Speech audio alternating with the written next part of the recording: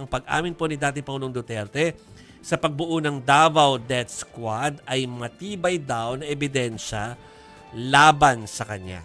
Yan ay ayon kay Akbayan First Nominee at Human Rights Lawyer Attorney Chel Jokno. Maaari itong gamitin daw sa korte.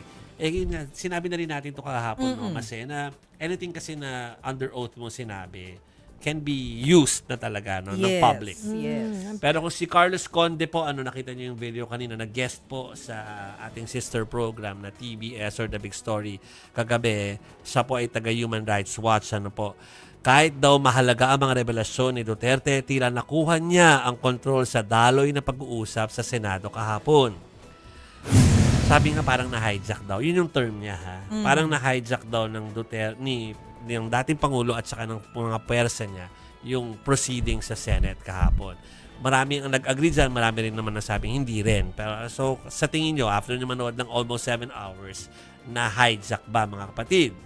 Ito po ang sabi ni Senadora Risa Ontiveros na bagamat sinikap niyang magtanong, hindi siya nakatanggap ng sapat na suporta mula sa ibang mga senador.